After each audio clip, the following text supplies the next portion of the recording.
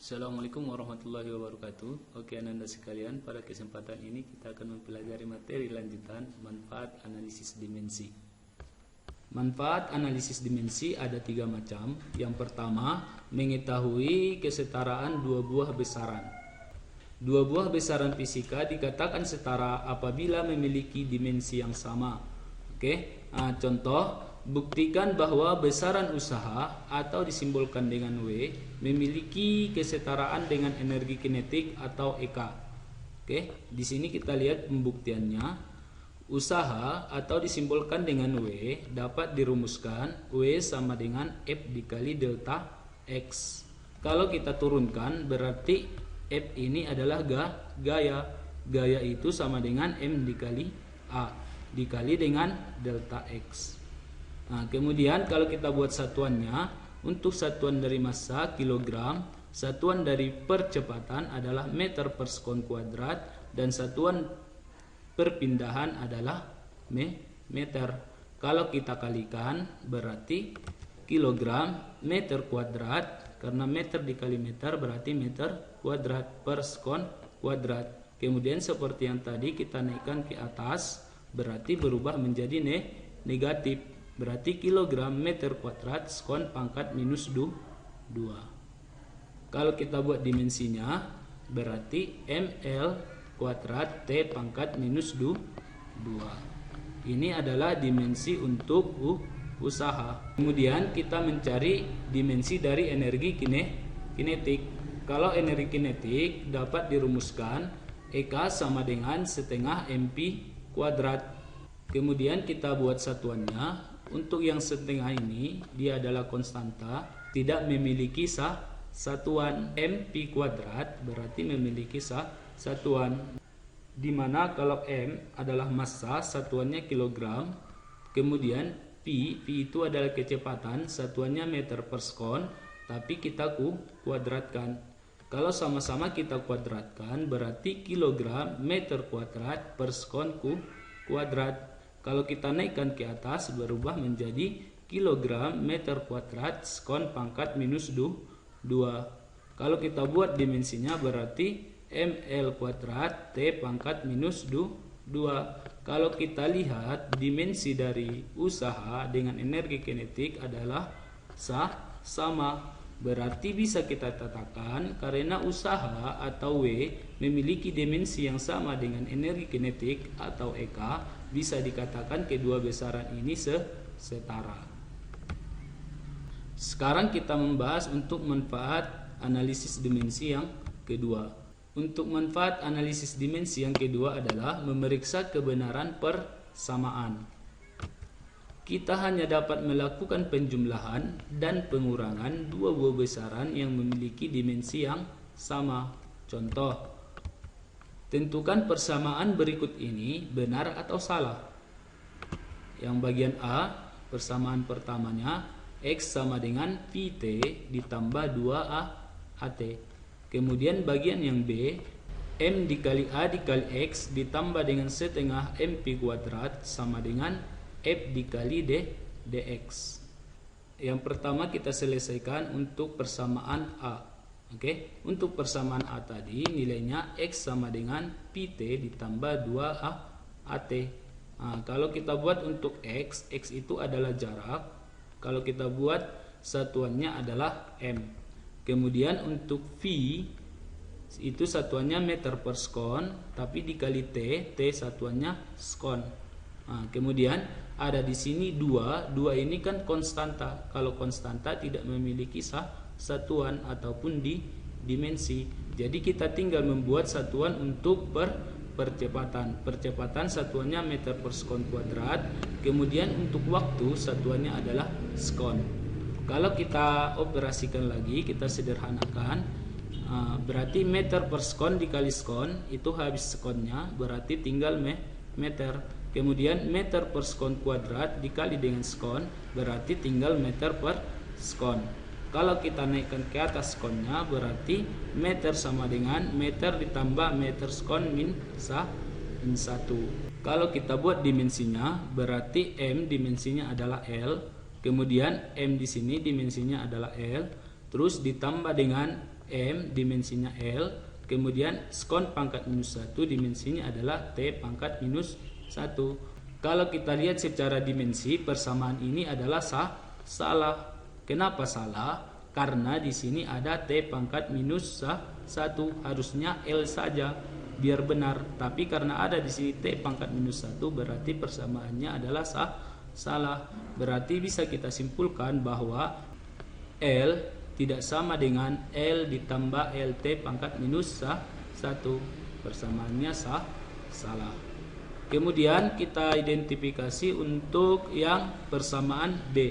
Persamaan B tadi adalah M dikali A dikali X ditambah setengah MP kuadrat sama dengan F dikali dx. Kalau kita buat satuannya, berarti di sini M satuannya kilogram, percepatan satuannya meter skon pangkat minus 2, X ini adalah perpindahan, satuannya adalah meter, ditambah dengan setengah. Kalau setengah konstanta berarti tidak memiliki satuan. Kemudian kita hanya membuat satuan dari MP kuadrat. Massa satuannya kilogram, Pi berarti meter skon pangkat minus 1, tapi kita kuadratkan. Kemudian di sini ada F. F ini adalah gaya. Gaya berarti satuannya kilogram, meter skon pangkat minus 2. Yang tadi sudah kita bahas. Kemudian di sini ada delta X adalah perpindahan satuannya adalah M. Kemudian kalau kita sederhanakan lagi, yang ini kilogram meter dikali meter berarti hasilnya meter kuadrat dikali dengan skon pangkat minus 2. Kemudian kilogram, di sini kita kuadratkan untuk meter skon pangkat minus 1, berarti hasilnya adalah meter kuadrat skon pangkat minus 2. Kemudian kilogram yang ini kita kalikan meter dikali meter berarti meter kuadrat skon minus 2. Kalau kita buat dimensinya berarti kilogram dimensinya adalah M, meter dimensinya adalah L pangkat 2 di sini, kemudian skon dimensinya adalah T pangkat minus 2. Kemudian selanjutnya yang ini juga sama dan yang ini juga sama. Jadi kalau kita lihat dimensi di ruas kanan sama dengan dimensi di ruas kiri, berarti persamaan ini benar. Yang terakhir, manfaat analisis dimensi adalah membentuk suatu persamaan fisika. Sebuah persamaan atau rumus yang benar jika dimensi ruas kanan sama dengan dimensi ruas kiri. Contoh, sebuah benda bermassa M bergerak melingkar beraturan dengan kecepatan linear V dari jari-jari lintasan R. Tentukan gaya sentripetal atau Fs yang dialami oleh benda bergantung pada besaran M, P, dan R. Berarti pertanyaannya ini membuktikan rumus Fs ini di dalamnya nanti ada massa, kecepatan, kemudian jari-jari. Untuk penyelesaiannya, yang pertama kita lihat di sini adalah Fs itu katanya sebanding dengan massa, kemudian kecepatan linear dan jari-jari lintasan. Berarti Fs sebanding dengan M, P, R. Selanjutnya kita buat pangkat sembarang untuk massa, kecepatan atau jari-jari. Bisa kita lihat di sini Fs sama dengan K, M pangkat A, P pangkat B, R pangkat C. Di mana K ini adalah konstanta yang tidak memiliki dimensi. Di sini kebetulan dibuat pangkatnya itu pangkat A, pangkat B, dan pangkat C. Ini hanya pemisalan saja. Selanjutnya kita tentukan untuk satuannya. Untuk satuan dari Fs, F itu adalah gaya, berarti satuannya kilogram, meter, skon pangkat minus 2 sama dengan K.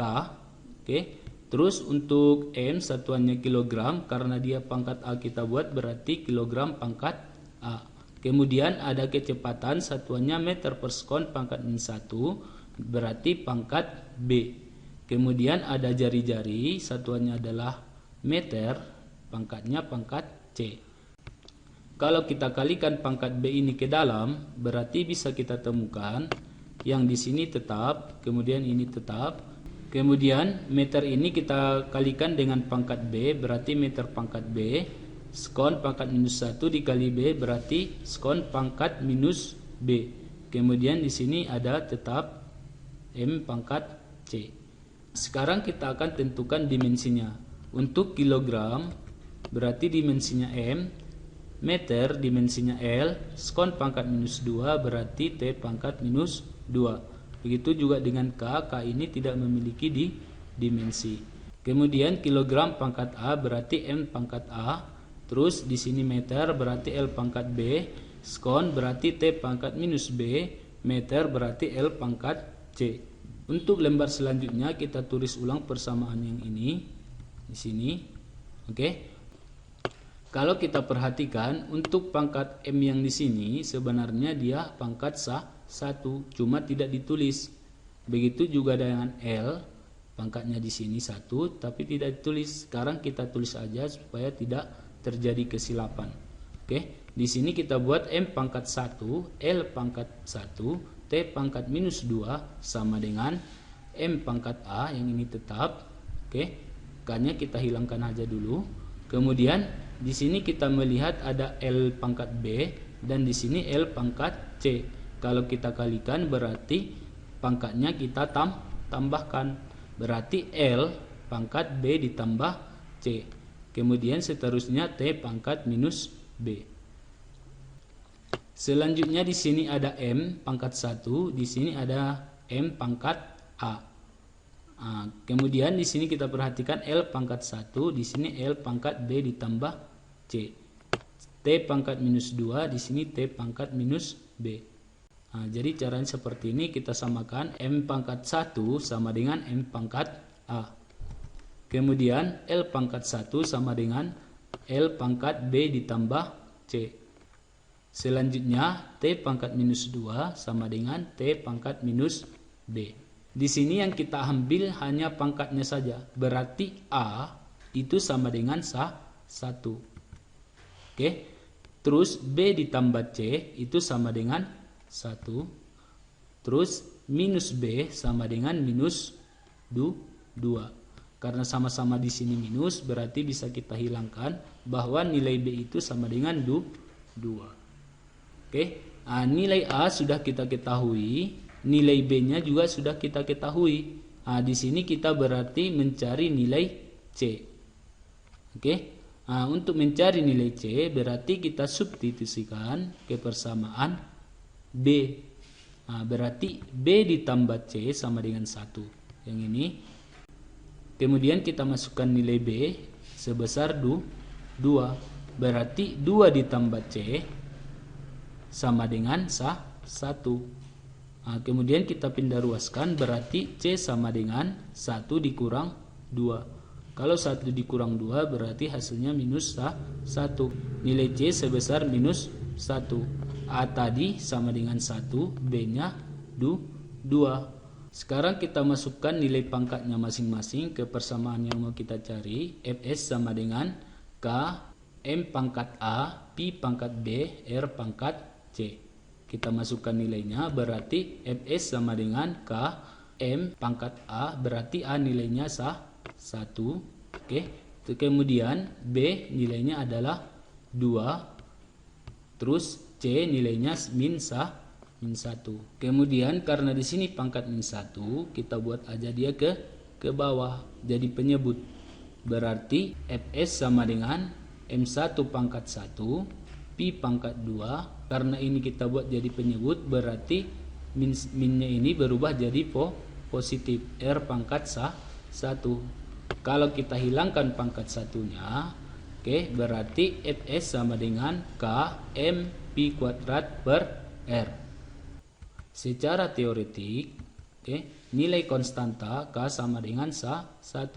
Nanti ketika kita mempelajari gerak melingkar, karena nilai konstantanya 1, berarti bisa kita tuliskan rumus gaya sentripetal adalah Fs sama dengan mv kuadrat per R. Cukup sekianlah pembelajaran kita hari ini, mudah-mudahan bermanfaat. Assalamualaikum warahmatullahi wabarakatuh.